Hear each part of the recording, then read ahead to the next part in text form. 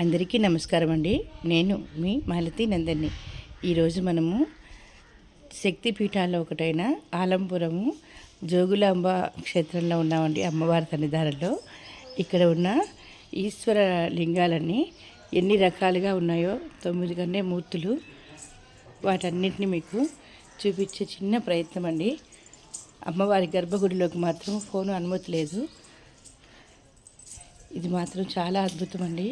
బ్రహ్మదేవుడు తపస్సు చేస్తే ఈశ్వరుడు ఇలా ఇన్ని రూపాల్లో ఆయనకు దర్శనం ఇచ్చారు అనేది ఇక్కడ శాస్త్ర ప్రతీతి అండి. ఇక్కడ ఎంత అద్భుతంగా అంటే